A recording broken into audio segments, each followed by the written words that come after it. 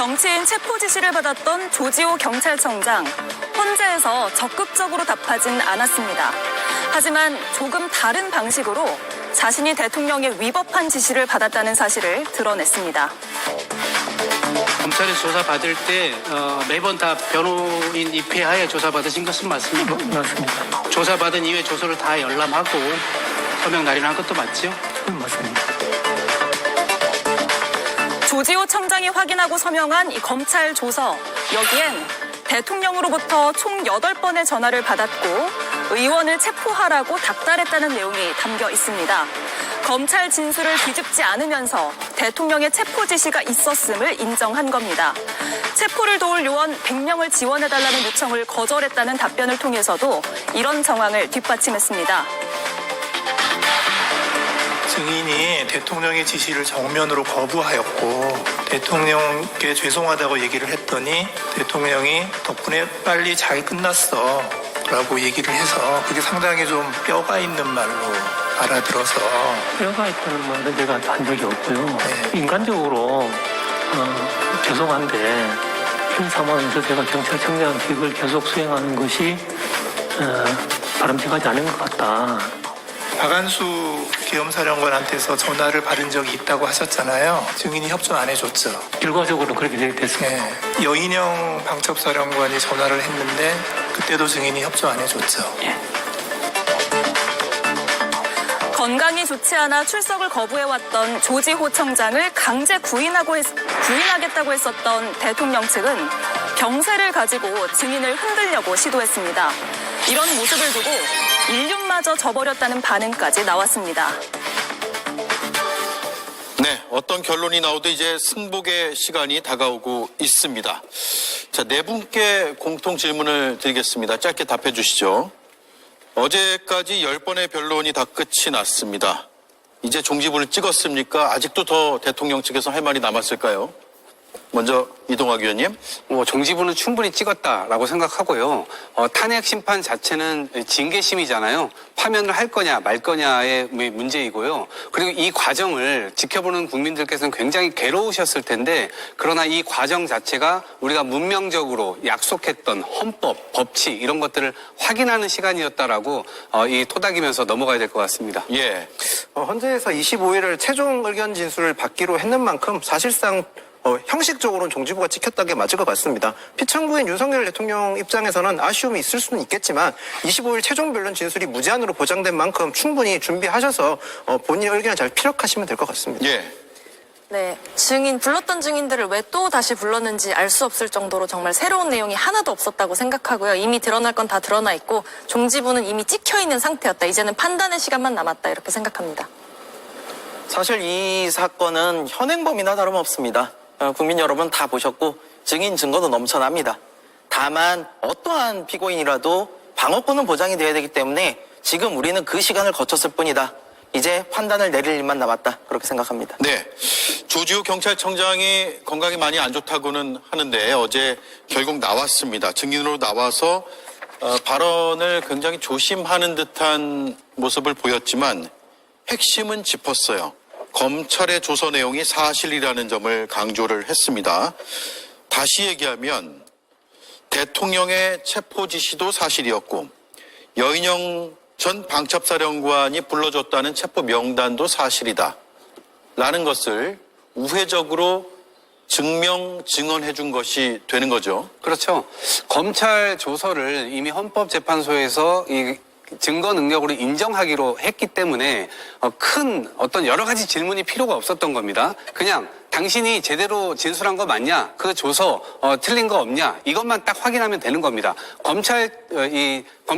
국회 측 증언단에서는 그런 질문을 크게 하지 않은 이유도 바로 그런 것입니다. 조서 자체가 효력이 있기 때문에 그렇게 질문하지도 않았고요. 반면에 사실은 조지호 경찰청장 같은 경우는 윤석열 대통령 측에서 부른 인물입니다. 그러니까 오히려 진술이나 이런 증언이나 이런 것들이 끝나고 나서 도대체 왜 부른 거지? 라는 생각이 들 정도로 전략도 없고 어떤 다른 이견이 나온 것도 없고 그래서 오히려 완전히 원사이드하게 끝나는 이 신문이지 않았나 싶습니다. 예.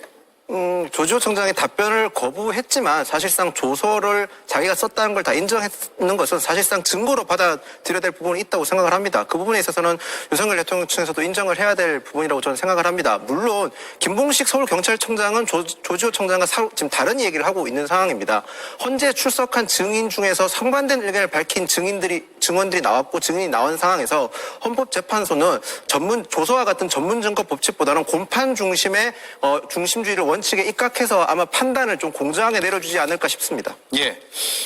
자, 어제 국회 측 대리인단에서 사실대로 검찰 조사에서 다 답변한 것이 맞느냐라고 물었고 조서별로 제가 다 서명 날인을 했다라고 답을 했습니다. 이 얘기는 무슨 말이냐면 피의자가 진술 혹은 참고인이 진술을 하면 검찰에서 그 기록을 그대로 받아치죠. 그게 조서가 되는데 그 조서의 페이지마다 서명 날인을 발언한 당사자가 합니다. 그러니까 내가 말한 대로 조서가 적혀 있다라는 것을 인정하는 것인데 그 서명 날인을 했다라는 답을 했습니다. 조지호 경찰청장이 자신이 모셨던 윤 대통령에 대해서는 마지막까지 최소한의 예우를 갖추는 모습을 보였습니다. 반면에 윤 대통령 측은 조 청장의 혈액암 투병과 관련된 건강의 문제를 파고드는 모습을 보였습니다. 들어보시죠. 건망 증세가 혹시 있다던가 치료 중에 그런 건 없으셨습니까? 휴식을 계속해서 취하면서 그리고 죄송합니다만 병원에 있을 때는 베드에 거의 누워서 조사받다시피 그렇게 했어요. 수사기관에서 수사 받으실 때는 안타깝게도 건강이 더 많이 악화되셨던 걸로 알고 있습니다. 그 계엄 당시 상황을 명확히 기억해서 진술하셨습니까? 구속영장이 발부되고 나서 갑자기 이제 폐렴 증상이 와서 그때부터 이제 건강이 급속도로 나빠졌습니다. 전망 증상이 있다든지 그 정도는 아니었고. 예, 어렵게 증인으로 나왔는데 당신이 지금 건강이 악화되어 있어서 제대로 답변을 잘 못한 거 아니냐, 정확한 기억에 의존한 진술이 아닐 수 있지 않느냐, 이런 측면을 대통령 측에서는 파고드는 모습이었습니다. 이거 인신공격으로 느껴질 수도 있을 것 같은데요. 그렇죠. 이런 환각이나 환청을 동반할 수 있는 이런 선망 증세라는 것이 암투병을 하는 모든 환자에게 필연적으로 나타나는 증상은 아니잖아요.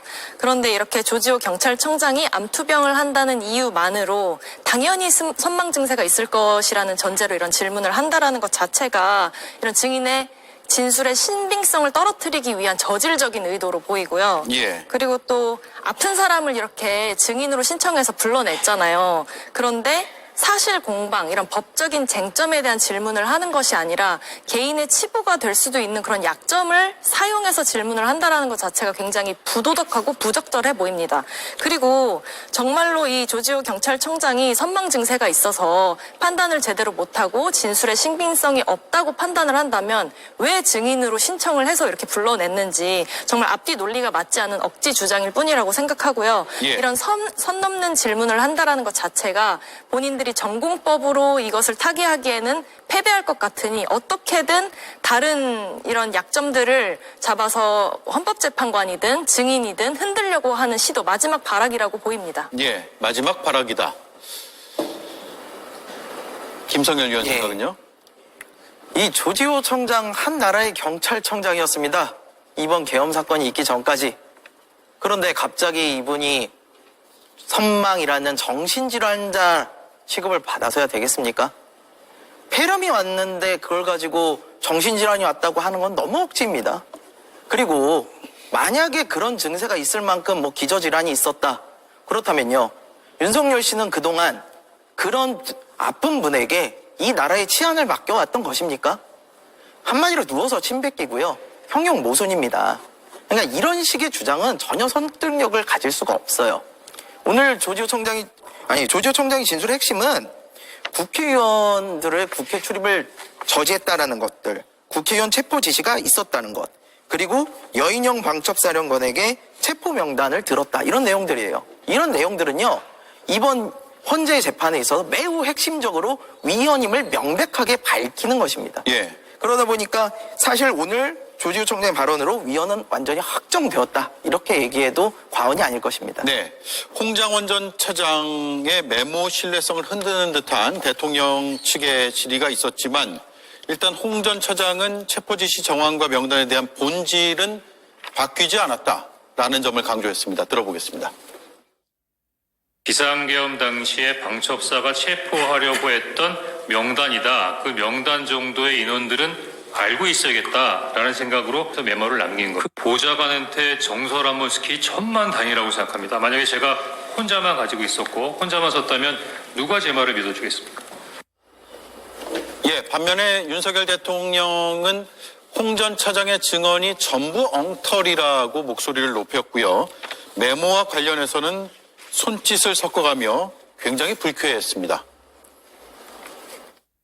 경찰 조사 때도 대통령께서 국정원 직제를 잘 모르시는 것 같습니다라고 조서를 수사관이 받은 모양인데 그거 전부 엉터리입니다. 저만큼 국정원에 대해서 잘 아는 사람이 없습니다. 뭘 잘 모르는 사람의 이런 부탁을 받아서 미친놈 말도 안 되는 소리 하네라고 했다고 하면서 그거를 또 한 번 계속해서 이 메모를 만들어 가지고 있다가 자기가 12월 5일 사표 내고 6일날 해임이 되니까 이걸 가지고 대통령의 이 체포 지시다라고 이거를 엮어낸 것이 바로 이 메모의 그 핵심이라고.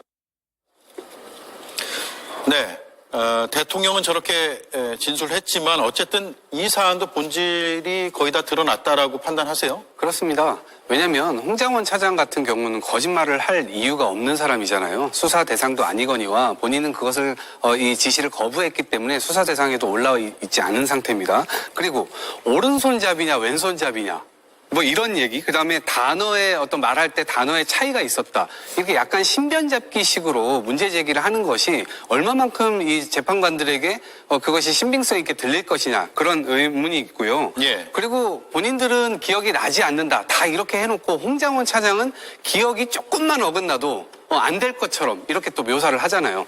그리고 홍장원 차장만 증인으로서 오염을 시킨다고 하더라도 이미 수방사령관, 이진우 수방사령관, 방첩사령관, 조지호 경찰청장 동일한 어떤 이 증거들이 이미 수집이 되었고 증언들도 이미 그들뿐만 아니라 그들의 부하들도 동일한 이 증언들을 하고 있단 말입니다. 그렇기 때문에 이 전체를 다 오염시키지 못하는 한 홍장원 차장 한 명만 오염시킨다고 하더라도 전혀 통할 수 없는 수법을 쓰고 있는 거거든요. 예. 그래서 변호 전략조차도 굉장히 제가 볼 때는 이게 받아들여지기 어려운 주장을 할 뿐만 아니라 과연 저분이 대한민국의 대통령이었나? 이런 것에 대한 자괴감을 느끼게 하는 시간이었던 것 같습니다. 예. 홍장원 차장에 대해서 이렇게 저희 국민의힘이나 대통령 측에서 강하게 지적하는 이유는 민주당에 있습니다.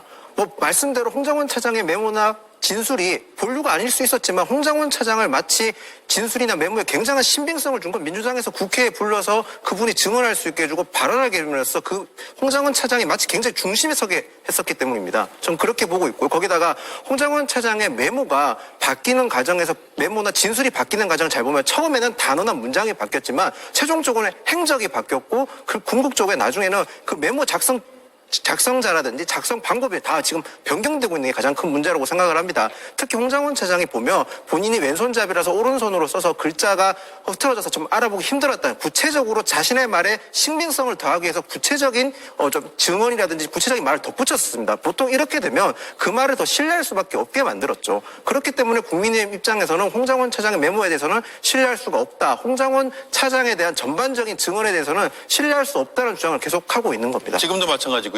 지금도 홍장원 차장에 대해서만큼은 그 증언이라든지 메모라든지 이런 진술에 대해서는 과연 어느 정도 신뢰할 수 있는가 신빙성을 분명히 가져야 된다는 입장은 가지고 있습니다. 예. 김성일 의원도 같은 생각은 아니실 것 같고요. 예, 저는 생각이 좀 다릅니다. 왜냐면은 우리가 어떤 사람의 증언을 갖다가 신빙성을 따질 때 뭘 봐야 되겠습니까? 관련된 증거, 증인, 정황 이런 것들을 보면 됩니다. 먼저 증거부터 보실까요? 메모만 있는 게 아니에요. 다른 이 체포조들과 한 단톡방도 존재하고 또 다른 사람들의 통화 녹음도 있습니다.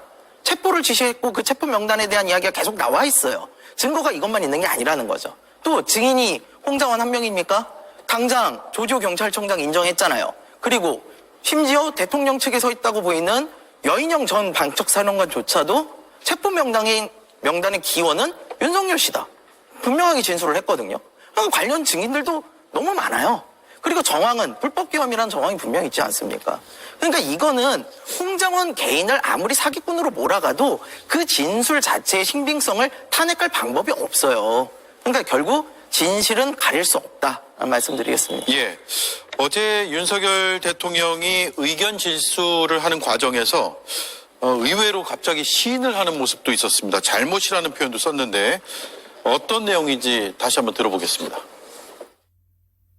두 사람 다 이런 수사나 이런 거에 대해서 이 수사에 대한 개념 체계가 없다 보니 위치 확인을 좀 동향 파악을 하기 위해서 했는데 저도 그런 부분에 대해서는 정말 불필요한 일이고 잘못됐다고 생각합니다. 아마 제 아내는 국정원장이 안보실장이던 시절에는 전화번호를 가지고 있었을지 모르지만 비화폰 아닌 개인 휴대폰을 바꾸고 원래 휴대폰을 다 없애버렸기 때문에 저는 그 통화 내역이 어떤 건지 사실 좀 궁금합니다. 예. 자, 두 가지를 다 짚어볼 텐데 일단 한가선 의원님, 대통령 입에서 불필요한 것이다. 잘못됐다고 생각한다. 이런 표현은 10차 변론 때까지 처음 들어보는 것 같고 이게 위치 추정 문제를 사실상 시인한 게 아닌가라는 해석이 나올 수밖에 없어요. 그렇죠.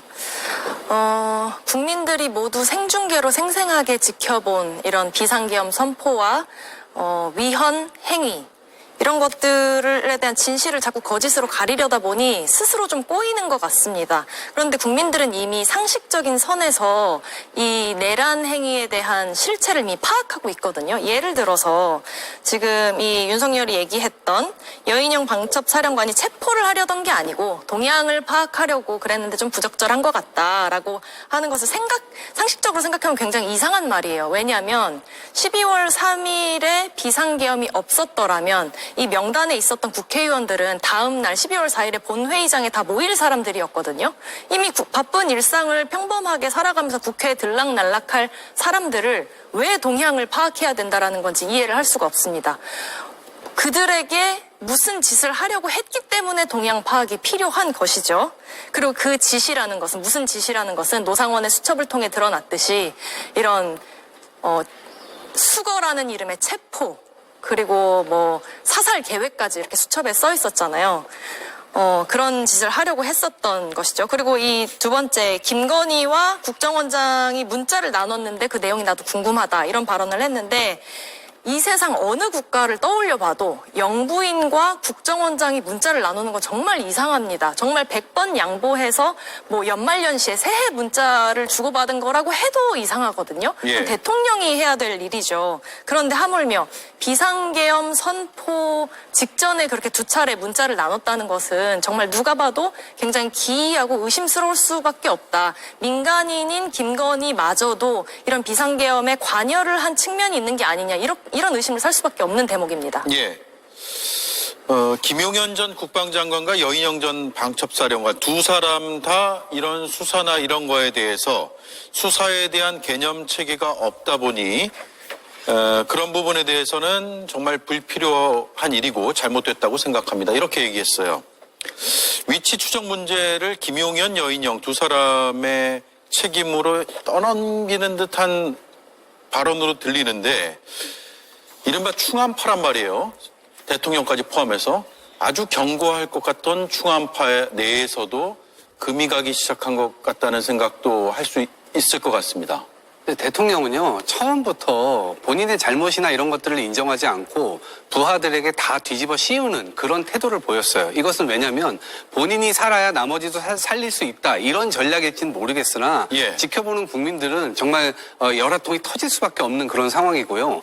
지난 여름에 충암파, 이게 이 계엄을 획책하려는 거 아니냐, 준비하려는 거 아니냐, 도대체 왜 국방부 장관 공관에 777 방첩부대장들이 같이 모이느냐, 그 사람들이 전부 다 충암고등학교 출신 아니냐, 이런 지적이 있었을 때 김용현 국방부 장관이 뭐라고 얘기를 했냐면, 아니 군인 4명이서 어떻게 이 계엄을 하냐, 그런 지시가 왔을 때 나부터도 그 지시를 따르지 않는다라고 했잖아요. 그런데 결국 그 일을 한 거예요. 지금 보니까요, 이상민 행정안전부 장관도 충안파 출신이고요. 그다음에 백일 경비 단장도 충안파 출신입니다. 그러니까 군에는 4명이었지만 행안부 장관과 아주 요직에 이미 충안파 출신들이 있었고요. 이들은 처음부터 사실은 결속될 수 없는 사람들이었습니다. 왜냐하면 불법적인 계엄을 이렇게 모의한다고 해서 이것이 제대로 이루어질 리가 없잖아요. 사실상 자신들끼리 술자리를 하면서 망상 속에서 이러한 일들을 획책한 것이 아닌가 싶고,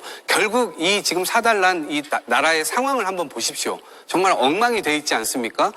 정말 다시는 이런 일이 일어나지 않으려면 제대로 된 처벌 분명하게 있어야 된다라는 생각이 들고요.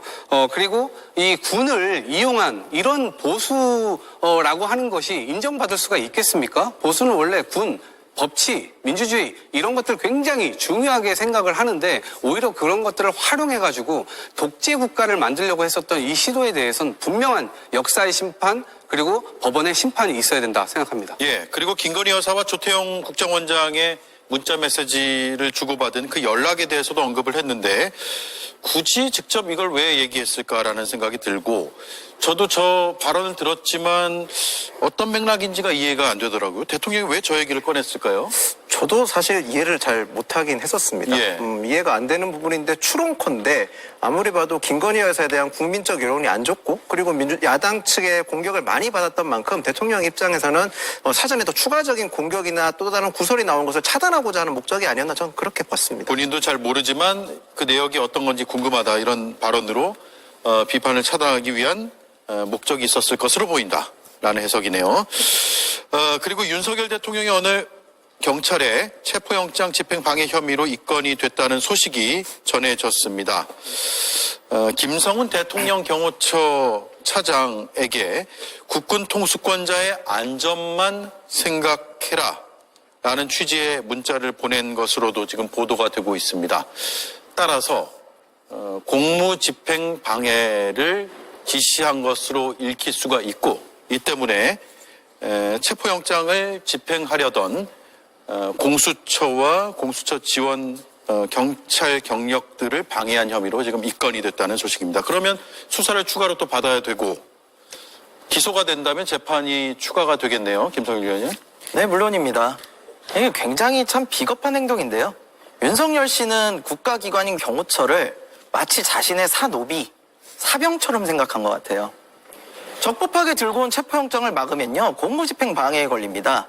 그리고 그거를 단체가 위력을 행사하게 되면 특수가 붙어가지고 가중처벌돼요. 예. 그럼 징역으로 7년까지도 살 수 있는 매우 중대한 범죄라는 거죠. 근데 이 지도자라는 사람이 자기 부하들한테 야, 그런 거 신경 쓰지 말고 나만 지켜. 이게 얼마나 무책임한 행동입니까? 이런 거는 우리가 조직폭력배가 자기들 부하들한테 야, 여기 경찰 쳐들어도 나만 지켜 하는 그런 모습하고 뭐가 다릅니까? 저는 지도자로서 오히려 부하들을 사지로 내모는 게 아니라 본인이 책임을 지겠다라는 모습을 보였다고 생각하고요. 예. 또 계엄 이거 누가 시켜서 한 거 아니시잖아요. 본인이 하신 거 아니에요. 그럼 본인이 당연히 책임을 져야지 왜 애꿎은 부하들만 그렇게 범법자로 내모는 겁니까? 이건 말이 안 되는 내용이고요. 저는 지도자로서 한 인간으로서도 참 비겁했다 이렇게 판단이 됩니다. 예. 우리가 한남동 관저에 철조망치고 요새화해서 체포 집행을 방해하려고 했을 때 저 누가 시켜서 하는 것이냐는 문제를 우리가 많이 다뤘고 여러 추정들도 해봤는데 그때 대통령이 아니면 저런 짓을 누가 할 수 있겠느냐, 경호처가 알아서 자발적으로 하지는 않았을 것이다, 혹은 경호처장 지금으로서 보면 김성훈 경호처 차장이 총대를 메고 지시를 아랫사람들에게 내린 것 아니냐, 뭐 여러 해석들이 있었는데 오늘 대통령에 대한 경찰의 입건 소식을 보면 최종 지시자는 대통령인 것으로 알 수가 있을 것 같습니다. 자, 그리고 이제 헌재 10차 변론이 끝났고 다음 주 화요일에 최후 변론까지 예정이 돼 있습니다. 다음 주 화요일 이후 일정을 한번 예측해 보겠습니다. 지금 화면에는 9차 지났고요. 10차 변론도 어제 지났습니다. 25일 다음 주 화요일 최후 변론이 있고, 통상 최후 변론 2주 뒤에 열릴 것이라는 것이 대체로 전문가들 의견이 일치하는 부분인데 특히 화요일, 목요일에 계속 심판을 이어왔다는 점에 비추어 보면 11일 또는 13일 가능성도 거론되고, 죄송합니다. 맞네요. 11일, 13일. 의 가능성이 있어 보이고, 10일과 14일 사이에는 어찌됐든 선고가 나올 수 있다라는 추측이 가능한데, 이동학, 김윤영 위원님은 어떻게 전망을 하셨습니까? 저는 이제 헌재에서도 아마 이 인용 결정을 내리면 60일 이내에 대선을 해야 됩니다. 그런 부분에 있어서 바로 5월달 달력을 넘겨보지 않을까 싶어요. 근데 5월 5일 이때가 어린이날이 이제 있습니다. 그래서 대체 휴일이 월요일, 화요일 쉬는 날이에요. 5월 7일, 6일까지 쉬는 거죠? 그렇습니다. 그리고 5월 8일은 또 어버이날이기도 하고요. 그러면 그 중간에 껴있는 5월 7일 날 과연 선거를 할 거냐? 그날 수요일입니다. 통상적으로 대선은 수요일 날 많이 하는데 그렇기 때문에 그날 하기가 어려울 거라는 판단을 하지 않을까 싶습니다. 그러면 3월 14일 이후에 뭔가의 결정을 내리고 그 다음 주인 14일 정도의 대선을 하는 것을 기본적인 개념으로 삼고 그래서 3월 14일 그 상간에 이 결정을 내리지 않을까 조심스럽게 추측을 해봅니다. 날짜에 대해서 크게 헌재가 강박관념을 가지지 않았으면 좋겠습니다. 그거 무슨 말씀이냐면 원래 지난번 박근혜 대통령 탄핵도 최종 변론이 끝나고서 2주 뒤에 판결을 내렸는데 물론 그때와 지금 다른 것은 피청구인 측 윤석열 대통령 측에서는 헌법재판소가 좀 급하게 하고 있다는 얘기를 계속 강조하고 있는 만큼 판결 결정문에 있어서만큼은 조금 더 여유를 가지면서 헌재가 충분히 숙고를 해서 하는 게 전 오히려 결과가 나왔을 때 양측 즉 극단화되어 있는 정치 진영이 모두가 만족할 수 있는 그리고 승복할 수 있는 기틀이 되지 않을까 싶습니다. 굳이 지금 날짜에 촉박하게 해서 급하게 정하는 것보다 또는 특정 날짜를 마치 기한을 정해서 하는 것보다는 그렇게 하는 게 좀 충분한 숙고를 가져서 하는 게 맞을 것 같고요. 그리고 결정문을 쓰실 때 헌법재판관들이 최대한 자세하고 상세하게 써주셔야 될 것 같습니다. 이 결정문이 나왔을 때 모두가 승복해야 되지 않겠습니까? 저는 지금 윤석열 대통령 변호인 측에서도 승복을 하겠다고 밝혔고 그리고 저는 국민의힘에서도 결과가 나오면 저는 승복해야 된다고 생각을 합니다. 그리고 승복할 거라고 저는 믿습니다. 왜냐하면 이 승복하지 않는 날 헌법재판은 단심제고 만약에 승복하지 않게 되면 굉장한 국민적 혼란이 혼란이 일어나지 않겠습니까? 그렇기 때문에 헌법재판소에서 헌법재판관들이 결정문을 쓰실 때는 최대한 자세하게 왜 탄핵이 하든 인용을 하든 기각을 할 수밖에 없었던 이유를 굉장히 자세히 적어야만 국민적으로 대통합이 될 수 있다는 점 말씀드리겠습니다. 너무 기한에 얽매이지 않았으면 좋겠다라는 말씀이고요. 승복을 안 할 방법이 없겠죠. 헌법재판소는 단심제고 결론이 나오면 기각이냐 인용이냐 둘밖에는 없습니다. 결론이. 따라서 그 이후에는 되돌릴 수도 없고 저항할 수도 없습니다. 물론 저항은 할 수 있겠지만 실질적인 저항이 안 되는 것이죠. 그래서 승복밖에는 방법이 없다라는 이야기인데 현장에서 그런 얘기도 들리더라고요. 이게 만장일치를 끌어내기 위해서 계속 논의하는 과정이 조금 더 필요할 수도 있다라는 것이고요. 재판관들 사이에서. 또 소수 의견을 담고자 하는 재판관들도 있을 수 있기 때문에 그런 문구 같은 것들을 쭉 조율하고 조정하는 그런 과정까지 거친다면 아주 빠르게 나오지는 않을 것 같다라는 현장의 목소리도 들을 수가 있습니다만 우리가 어떻게 알겠습니까? 헌법재판소 판단이겠죠. 자, 오늘 내란 국조청문회라고 불리는 국정조사와 관련한 청문회가 열렸는데 군 관계자들이 주요 증인으로 출석을 했습니다. 계엄 당일에 대통령에게 끄집어내라는 지시를 받았다는 곽종근 전 사령관의 진술에 힘이 실리는 부하들의 증언이 나오기도 했습니다. 그동안 곽종근 전 사령관이 했다는 얘기를 수백 명이 들었다 이런 얘기들이 있었는데 실제로 부하들이 증언을 하나하나 했습니다. 직접 들어보겠습니다. 사령관님께서 상부 지시로 문을 부수고 국회의원 끌어내라, 필요하면 전기를 차단해라 이런 지시를 받았죠? 00시 50분에서 01시 사이에 보안폰으로 전화하셨습니다. 화상회의를 했는데 대통령님께서 문을 부셔서라도 국회의원을 끄집어내라 고 말씀하셔서 전기라도 필요하면 끊어라 지시를 받았습니다. 제가 복명복창을 대통령님께서 그런 지시를 하셨단 말씀이십니까? 하고 법무부 전했는데 응 하고 약간 뭐 이렇게 주저하시는 목소리를 하면서 전화 끊으셨습니다. 자, 복명복창을 했고 응 하고 약간 주저하는 목소리로 끊었다. 어떻게 들으셨습니까? 이상현 제1여단장인데요. 저분이 거짓말할 이유가 없으신 분이죠. 그리고 곽종근 사령관이 지금까지 일관되게 진술을 해왔는데 본인이 지시를 할 때 마이크가 켜져서 사실은 수백 명이 그 이야기를 다 듣고 있었다는 거 아닙니까? 예. 그래서 본인이 거짓말을 하고 싶어도 수많은 사람들의 입을 맞추기가 어렵기 때문에 처음부터 거짓말을 하기가 어렵다. 근데 오늘 그것을 또 뒷받침해 주는 것이었고요. 1 공수특전 여단장의 또 부하였던 이상현 여단장 같은 차량에 타 있었던 안효영 특수전 사령부 제1공수특전 여단의 작전 참모도 마찬가지를 그거를 다 봤다고 이야기를 했습니다. 예. 그렇기 때문에 이제 복수의 인사들이 이런 부분들을 다 뒷받침을 하고 있고 어쩌면 곽종근 사령관이 민주당에 회유당한 거 아니냐, 왜 민주당 의원의 유튜브에 출연을 했냐라고 하면서 사실상 증인으로서의 오염을 시키려고 국민의힘 이 의원들이 많이 노력을 했는데 사실 애초에 그럴 수가 없는 겁니다. 모든 것들이 다 목리적 성격에 의해서 사실상 인정받을 수 없는 그런 주장들이었고요. 곽종근 사령관의 어떤 이런 지시 받은 내용 그리고 본인이 그 지시 받은 걸 그대로 부하들에게 했다는 점에서 그대로 이 증거 능력이나 이런 것들은 그대로 인정되지 않을까 싶습니다. 예. 민주당이 회유했다는 주장을 국민의힘에서는 당 차원에서 하고 있는 건 아닌가요? 아니면 당 차원의 입장입니까? 지금 국조특위에 참석하신 의원들은 지속적으로 주장을 하고 있습니다. 예. 근데 이유가 아까 이동학 최고위원께서는 말씀하시는 게 목리라고 하셨는데 이게 왜 그러냐면 사성 장군 출신의 국회의원 유튜브에 출연했기 때문입니다. 헌재에서 대통령이 직접적인 증인 신문을 못하는 거는 대통령의 지위가 있기 때문에 직접적으로 신문을 했을 때 증인들이 위축될 수 있다고 하는 건데요. 마찬가지입니다. 곽종근 사령관 입장에서는 사성 장군 출신의 의원이 그것도 사성 장군 출신이면서 국회의원의 발언에 대해서 어떻게 압박을 안 느꼈다고 얘기하지 못하지 않겠습니까? 거기다가 저는 국정조사 특위에 관련돼서 한마디 하고 싶은 게 김현태 단장은 또 민주당에서 증인으로 부르지 않았습니다. 사실 이번 핵심의 증거는 김현태 단장과 곽종근 사령관이 나와서 서로 회유됐다고 주장하는 거 아닙니까? 그런 경우에는 양측을 불러서 얘기할 부분이 좀 충분히 있다고 생각을 합니다.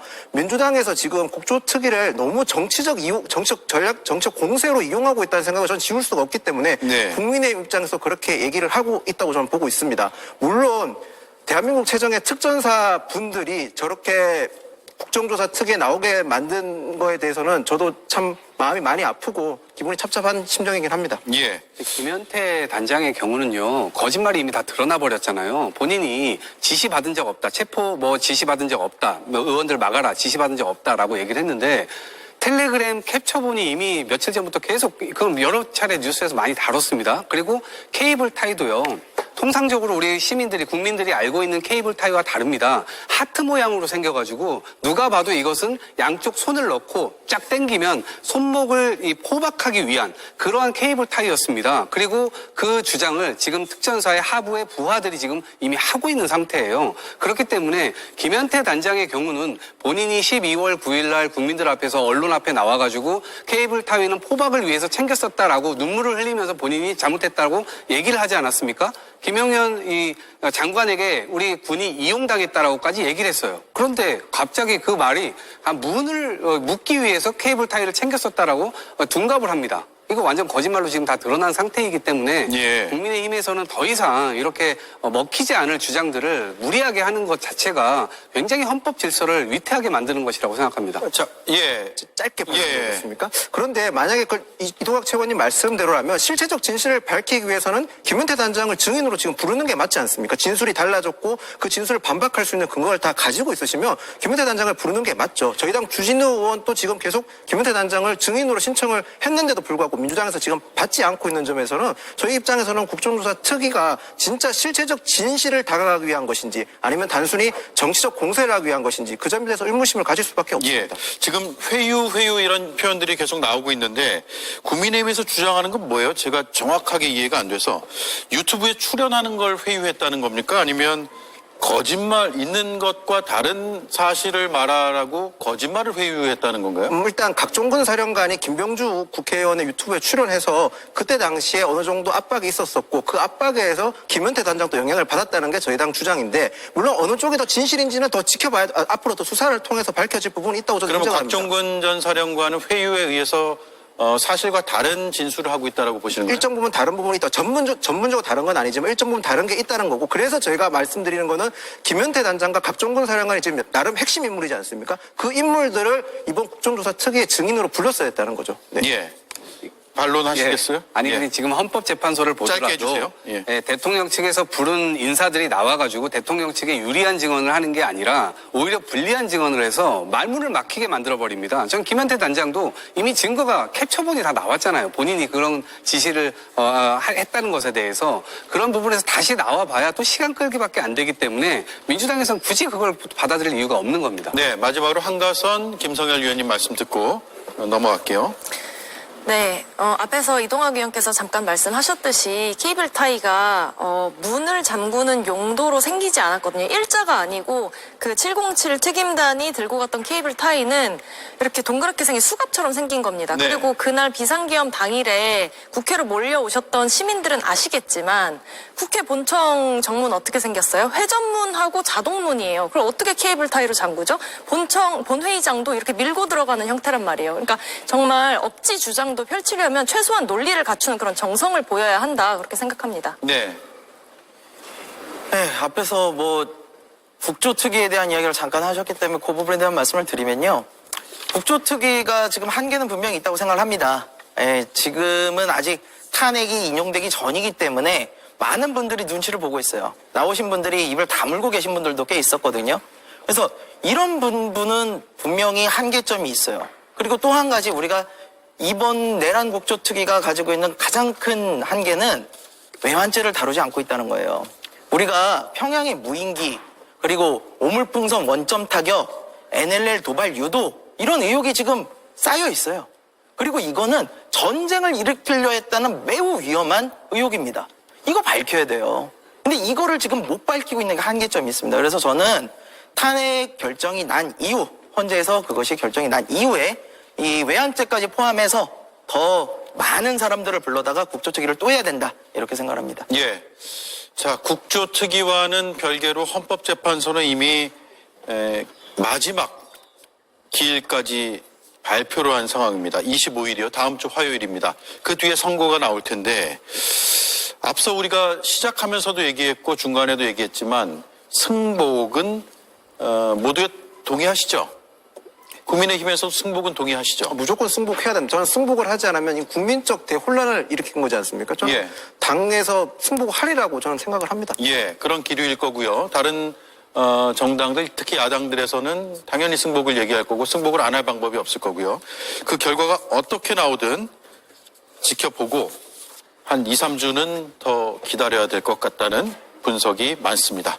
자, 여기까지 듣죠. 네 분 고맙습니다.